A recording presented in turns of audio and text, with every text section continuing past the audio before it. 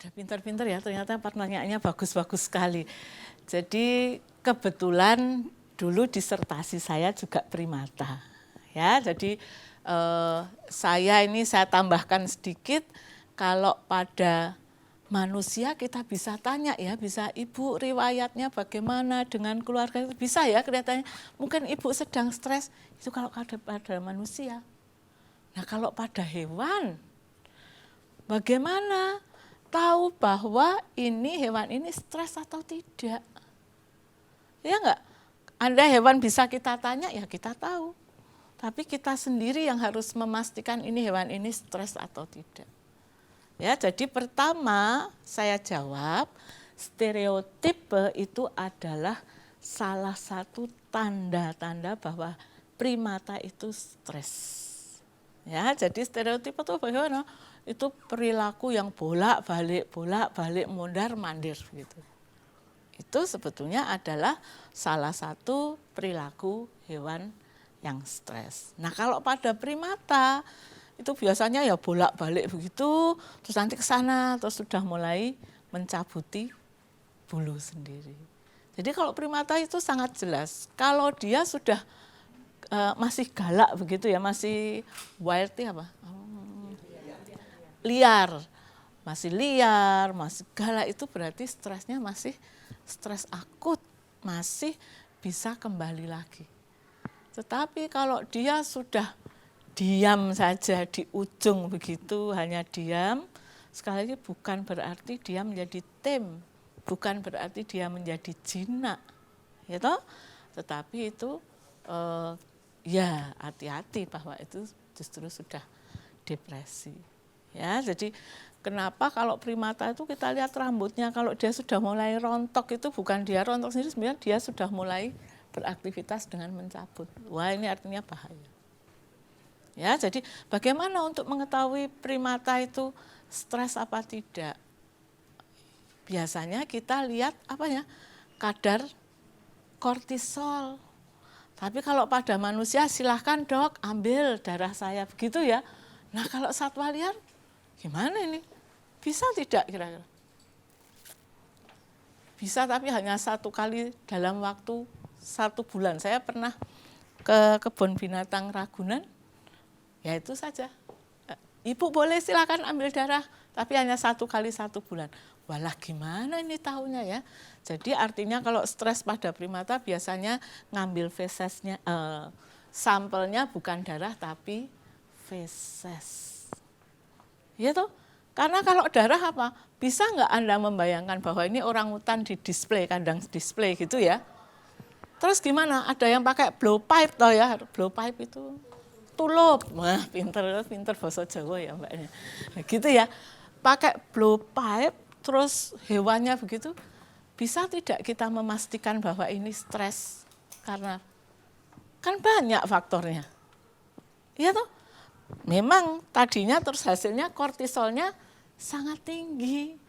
Tapi tingginya kortisol ini karena memang dia benar-benar stres atau stresnya karena proses untuk nulup itu loh kan luar biasa. Ya. Jadi itu tadi ya jawabannya kira-kira bahwa stereotip itu adalah bagian dari tingkah laku. Ya, silakan. Dokter, hormon itu kan ada yang ditransfer ke organ targetnya itu kan dengan darah, ada yang dengan betul saraf. Ya, betul sekali ya. Itu yang membedakan apa ya, dokter? Iya. Kalau misalnya yang pakai dengan darah itu kandungannya protein ataukah? Oke. Itu jawabannya saya carikan, mudah-mudahan dapat ya. Saya ada gambarnya sih harusnya. Aduh, ini malah yang molekuler. Sebentar, harusnya ada. Sebetulnya tergantung sasarannya mau kemana. Sebentar. Gini nih kalau dicari mesti malah hilang. Bentar. Oke, saya jelaskan saja ya. Oh, good. Nah, ini. Jadi pertanyaannya tadi bagus sekali ya. kapan diangkut pakai darah, kapan diangkut dengan nervous ya, saraf. Oke, kita lihat yang di atas ini adalah hipotalamus. Ya toh? Hipotalamus ini loh, kok semua gambarnya kayak gini. Ini artinya menunjukkan apa nih? Saraf.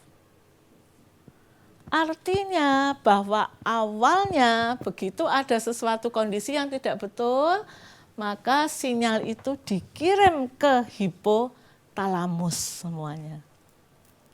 Nah, hipotalamus ini tadinya mengirim atau efektornya dia melalui saraf semua. Semua tadinya seragam melalui saraf. Nah, sampai di tengah jalan ini yang namanya tangkai hipotalamo hipofisis. Kenapa disebut tangkai hipotalamo hipofisis? Karena letaknya di hipotalamus dan di hipofisis. Oh, ini kan memang antara namanya tangkai hipotalamo hipofisis. Jadi kalau dari sana tergantung kalau tujuannya ke hipofisis anterior, maka dari saraf dia akan berubah diangkut menjadi darah melalui pembuluh darah. Tapi kalau ini tujuan saya mau ke hipofisis posterior, maka jalannya tetap melalui saraf. Jadi dia tidak diganti ke darah tetapi tetap melalui saraf. Jadi pada prinsipnya hormon dengan saraf itu adalah sama, hanya kalau diangkut melalui darah itu waktunya lebih lama. Responnya lebih lama. Kalau yang di sini ini responnya akan lebih cepat. Jadi kalau berkaitan dengan stres, dengan kortisol tadi, dengan beta endorfin tadi norepinefrin. Karena norepinefrin itu diangkut lewat saraf, maka begitu saya kaget, begitu kan, lewat saraf cepat sekali pembuluh darahnya akan nyempit, langsung menjadi pucat semua. Oke, kalau tidak ada pertanyaan lagi, saya akhiri kuliah saya. Kemudian juga tadi presensinya jangan lupa diisi, gitu ya. Wassalamualaikum warahmatullahi wabarakatuh. Sampai jumpa hari Jumat.